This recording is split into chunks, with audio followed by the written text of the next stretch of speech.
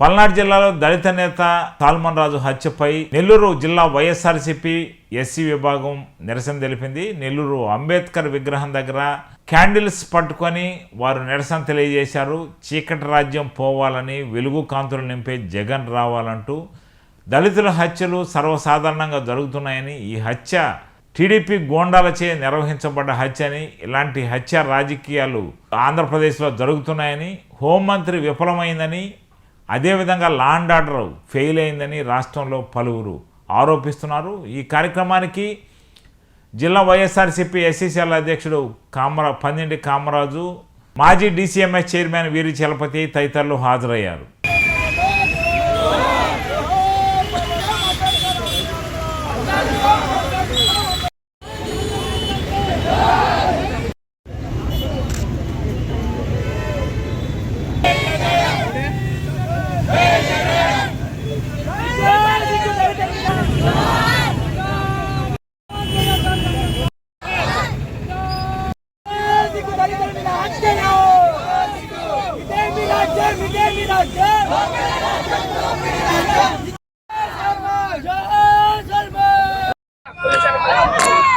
నిన్నటి రోజు జరిగినటువంటి హత్య, మరి కూటమి ప్రభుత్వం ఏర్పడ్డ తర్వాత 20 నెలలు గడిస్తే పరిపాలన గాలికి వదిలేసి సంక్షేమాన్ని అసలు పట్టించుకోకుండా, అభివృద్ధి పట్టించుకోకుండా కేవలం హత్యా రాజకీయాలు ప్రోత్సహిస్తూ జగన్మోహన్ రెడ్డి గారు మరి కార్యకర్తలను కాపాడుకోవాలి, నాయకులను కాపాడుకోవాలి, న్యాయస్థానాలని మరి ఆశ్రయిస్తూ ఇప్పటివరకు కాపాడుకుంటూ వస్తామంటే మరి 2-3 నెలల గ్యాప్ ఇచ్చి మళ్ళీ నిన్నటి రోజు మళ్ళీ కూడా హత్య చేయడం జరిగింది.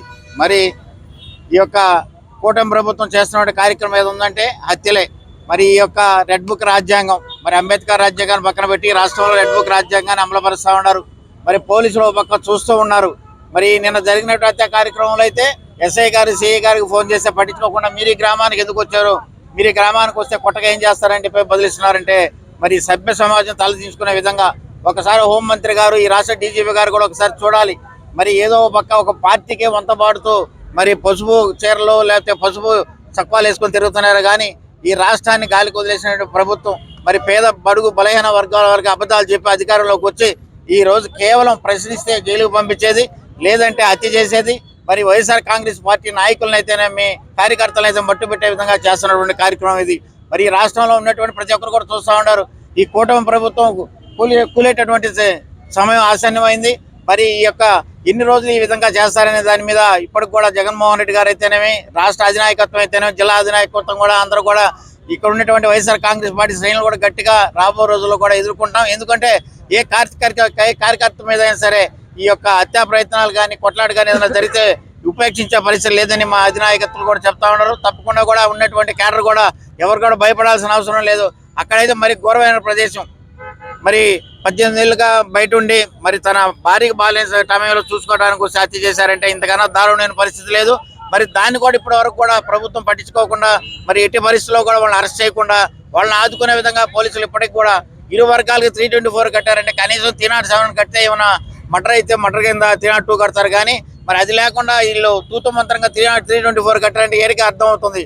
కాబట్టి రాష్ట్ర ప్రభుత్వంలో ఉన్నటువంటి అధినాయకత్వం ఒకసారి కూటమి ప్రభుత్వం ప్రజలారా కనీసం మీరు డబ్బు సంపాదన సామాజిక వర్గానికి పంచిపెట్టడం సరిపోతుందా, కానీ ఈ రాష్ట్రాన్ని ఏ విధంగా ఆదుకునే పరిస్థితి లేదు. కాబట్టి మీరు చేసేదంతా ఒకటే, వైఎస్ఆర్ కాంగ్రెస్ పార్టీలో ఉన్నటువంటి నాయకులు, చురుకైన నాయకులను మట్టుబెట్టడం, జైలుకు పంపించడం తప్పితే ఇంకేం లేదు. కాబట్టి రాబో రోజుల్లో తప్పకుండా మీకు తగిన మూల్యం చెల్లించుకునేటువంటి పరిస్థితి ఉంటుందని. కాబట్టి అధినాయకత్వం అయితే మేము ఉన్నటువంటి స్థానిక సంస్థల ప్రజాప్రతినిధులు అయితే అందరం కలిసి కట్టుగా అందరికీ అండగా ఉంటామని కోరుకుంటున్నాం. మహాకూటమి ప్రభుత్వం ఈ రాష్ట్రంలో వచ్చినప్పటి నుంచి దళితుల మీద దాడులు అనేది చూస్తా ఉన్నాం. హత్యాకాండలు, మారణకాండాలు జరుగుతూ ఉన్నాయి.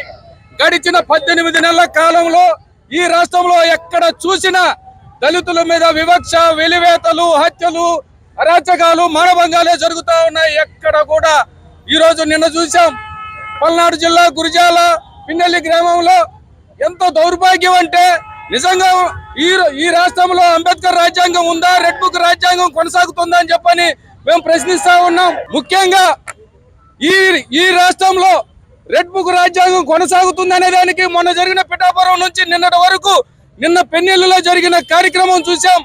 ఎక్కడైనా వ్యక్తి స్వేచ్ఛకు కూడా హననం జరుగుతూ ఉంది. పిన్నెల్లి గ్రామంలో మందా సాల్మన్ అనే వ్యక్తిని గతంలో ఎవరైనా వ్యక్తి రాజకీయాల్లో ఉన్నప్పుడు వారు చేయాల్సిన పని ఒకటే, అభివృద్ధి చేస్తాం మేము, మంచితనంగా మా పార్టీ వైపు తిప్పుకుంటామని చెప్పాల్సిన వ్యక్తులు వచ్చిన నాటి నుంచే దళితుల మీద చిచ్చుపెడుతూ దళితులతోనే దాడులు చేస్తూ ముఖ్యంగా వైఎస్ఆర్ కాంగ్రెస్ పార్టీ కార్యకర్తల మీద అక్రమ కేసులు బనాయిస్తూ చూసాం.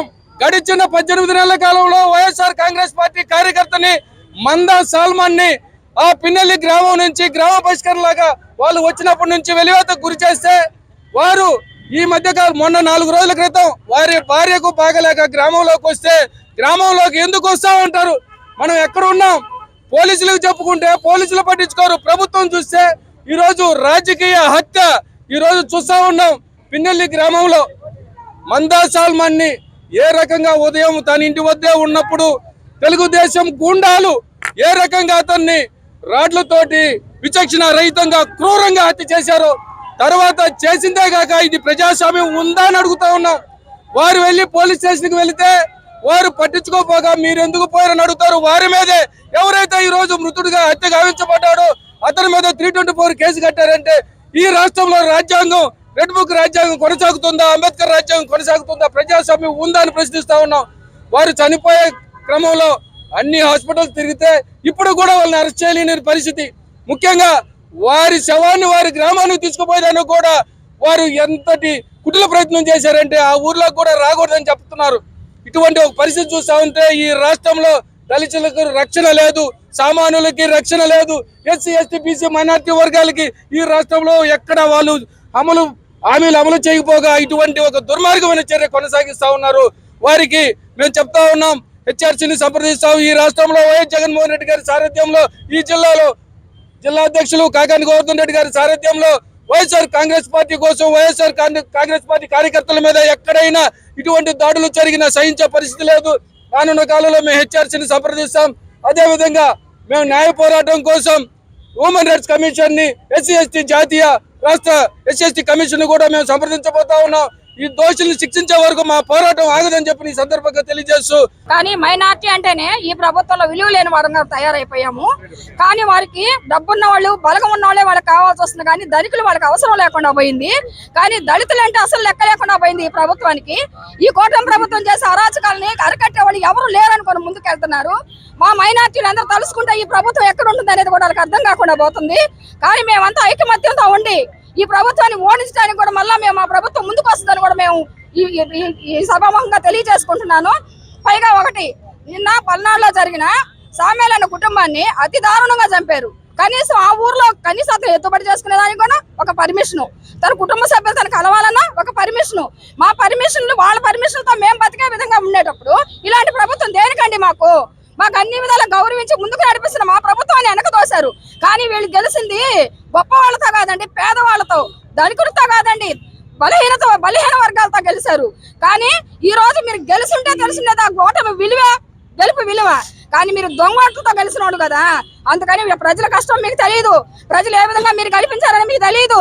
కానీ మీరు నిజాయితీగా నిలబడి ఓట్లతో గెలుస్తుంటే మా దళితుల గురించి, మా బడుగు వర్గాల గురించి, మా మైనార్టీల గురించి ఒక విలువ అనేది మీకు తెలిసిండేదండి. ఆ విలువ మీకు లేదు కాబట్టి మేమన్నా, మా ప్రజలన్నా మీకు విలువ లేకుండా పోయాం. మేమంటే ఏందో విలువ మీకు తెలియజేయాలంటే మేము త్వరలోనే మీ రెడ్ బుక్ రాజ్యాన్ని మా గ్రీన్ బుక్ రాజ్యంగా మేము మారుస్తామని అనుకుంటున్నాం. కానీ మేమంతా ఒక మద్దతుతో ముందుకు వస్తాము. మీ ప్రభుత్వానికి ఎలా బుద్ధి చెప్పాలో అలా చెప్తాము. కానీ సామేలన్న కుటుంబం జరిగిన అన్యాయానికి అది చేసిన వాడెవడో వెంటనే వాడిని అరెస్ట్ చేయాలి, వాడిని ఖండించాలి. వాడి కూడా ఇప్పుడు ఎలాగా కుటుంబానికి మరణం అనే ఒక బాధ కలిగించారో, పోషిస్తున్న కుటుంబాన్ని దూరం చేశారో, వాళ్ళ కుటుంబాలను కూడా చంపేసిన నా కొడుకులు కూడా అలాగే ఖండిస్తే గానీ, అలాగే జైల్లో పెడితే గానీ మాకు కానీ మా ప్రభుత్వానికి కానీ మాకు మనశ్శాంతి ఉండదు, మాకు న్యాయం జరిగిందన్న ఆశ మాకు ఉండదు. మరి తప్పకుండా ఈ ప్రభుత్వం, ఈ హోమ్ మినిస్టర్ ఏం చేస్తుందో, ఈ పోలీసు యంత్రాంగం ఏం చేస్తుందో, వీళ్ళంతా ముందుకొచ్చి అతను చేసినాడు ఎవరో గానీ అతను పట్టుకొని బంధించి తీసుకెళ్లి అతను తగిన శిక్ష వేయాలని ఆశిస్తూ మా పార్టీ తరఫున మేమందరం మద్దతు ఇస్తున్నాం.